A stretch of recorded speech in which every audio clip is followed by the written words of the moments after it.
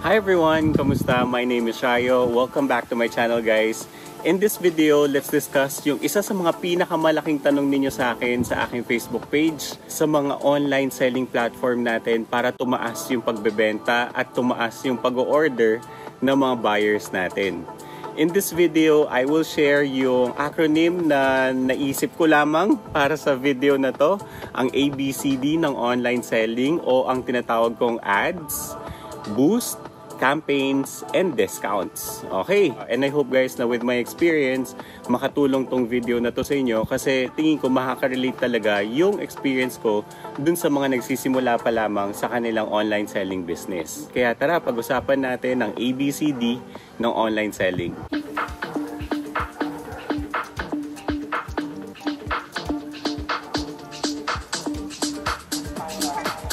Alright, so isa sa mga common misconceptions ng mga nagsisimula sa online selling ay ang pagbabayad ng ads, no? So, based sa experience ko nung nagsisimula pa lamang kami ng aming pet shop before, gumawa kami ng mga ad at talagang nag-focus kami in making sure na meron kaming funds para sa mga ads nga namin. Hindi to naging ganun ka-effective as compared to flyering or yung paglalagay ng mga tarps namin sa mga poste and also sa mga tricycle pedicab drivers dati. So, para sa akin, sa experience ko, hindi ganun ka-effective yung mga Facebook ads dahil tingin ko lamang naman and based also on my experience, yung mga ads kasi talagang nilalabas lamang niya yung pinaka-information on your business or even your product or service. Tapos hindi siya talaga targeted para sa mga customers na kailangan ninyong makausap. So usually, para sa akin, kapag nakakakita rin ako ng mga ads, no, hindi ko rin siya iniintindi. Hindi yun yung way para sa akin para bumili ng product ninyo right away. Kapag din naka-ads para sa akin yung isang product, medyo challenging yun para sa akin kasi malaki kasi talaga yung funds na kinukuha para sa ads ngayon and lahat ng tao pupunta na lamang at magre-result to ads and making the bigger companies, no, na mas malaki pa. Imagine guys, no, let's always make sure na naintindihan natin ang objective natin is to make money, of course, by selling our products or services and not making sure na magbabayad lamang tayo ng mga ads dun sa mga companies na binibigyan natin ng funds natin. Experience ko din working for a retail brand before. Sila mismo, hindi rin sila nagfo-focus on ads.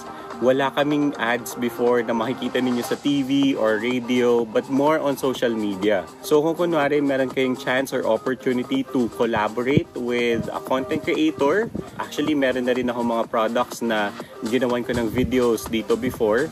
It's really an effective way to make sure na nakakausap ninyo yung customers na gusto ninyo dahil yung mga followers niyan, yung mga subscribers niyan, talagang ibig sabihin yung products na binibenta ninyo pwedeng angkop dun sa mga customer na tinitarget ninyo. I would recommend na kapag meron kayong ganong funds for a collaborator, then mas pipiliin ko yung makipag-collaborate on a content creator rather than having ads. Lalo na ngayon, kung sino yung mga magagaling na content creator, medyo mataas din ang kanilang fees.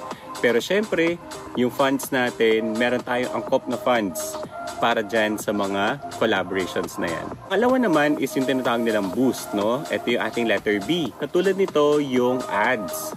So, isipin na lamang ninyo, kapag kunwari mag-boost kayo ng products ninyo, paid service din ang boost, guys. Dati, with online platforms, libre yung mga boost nila. So, dito ngayon, kailangan nyo na ring bayaran yung pag-boost ng mga products ninyo.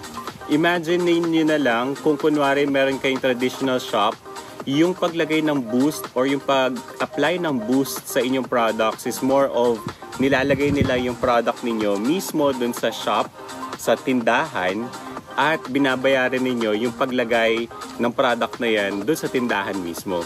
Makikita kasi ito ng mga potential buyers ninyo na nag-scroll doon sa platform and makikita din yung product mo na naka-boost or naka-display doon sa shop nila mismo.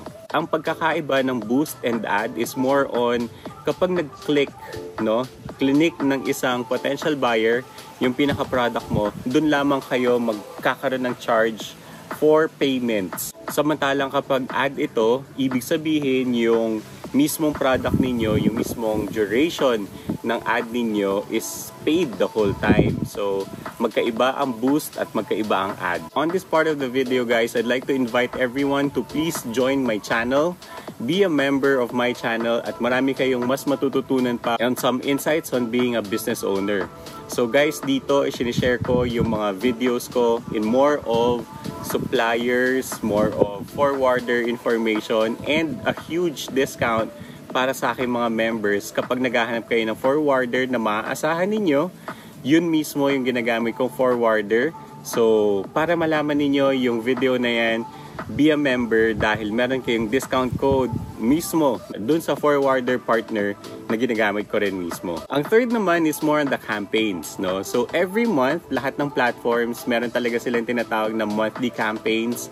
Nandito yung mga sweldo campaign, nandito rin yung double day campaign. Yung last na campaign was more on 4-4 or yung April 4 campaign.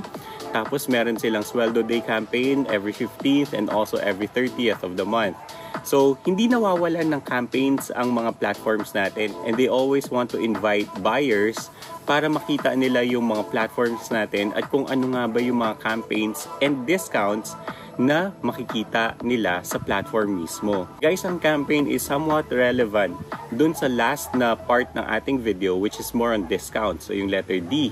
Ang kinaibahan ng campaign and discount is really more on the different add-on service na pwede ninyong ikabit mismo dun sa shop ninyo. Kapag campaign, minsan meron kayong free shipping vouchers or meron kayong mga buy one get one campaign. So yun yung mga ginagawa natin para ma-invite natin yung mga potential buyers ng mga products natin.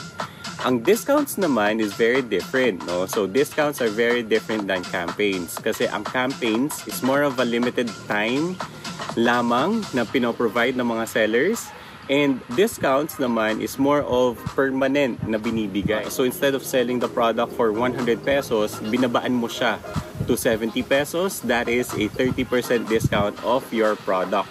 So discounts can also mean na pwede ninyong gamitin only on specific campaigns. Kunwari, gagawin ninyo siyang 50% off kapag payday sale. So, para rin ma-invite yung mga potential buyers na bumili ng products mo, pwede mong gamitin yung discounts and in part of a campaign as well. Kaya, magkadikit yung C&D natin, campaigns and discounts. Ito ang mga basic ABCD ng online selling para tumaas yung pagbebenta natin sa mga online selling platforms. I hope nakatulong tong video na to sa inyo and gives you a little bit more insights kung paano ninyo sisimulan, kung paano ninyo palalakihin ang inyong online shops. Guys, mahirap talaga sa ngayon ang pag-establish ng online shop. Pero maraming ways na pwede natin gawin para matulungan natin yung shop natin na mag-perform ng mas maganda. Alright? Kung meron kayong questions about this video, please feel free to send a message sa aking Facebook page. Pwede rin kayo mag-comment of course dito sa video na ito, and I will be more than happy to answer your questions. Guys, if you're also serious about having your own business, and you really want to start na talaga, no? Ito na talaga yung sign na nakikita ninyo. Send me a message sa aking Facebook page. I conduct one-on-one coaching. It's not for free, of course. And I can give you more information kung ano yung pwede ninyong matutunan sa aking program in making sure na makapag-start na rin kayo ng sarili ninyong business. Maraming salamat guys. Please consider subscribing sa aking channel. Again, my name is Shayo and I will see you sa susunod na clip. Bye-bye!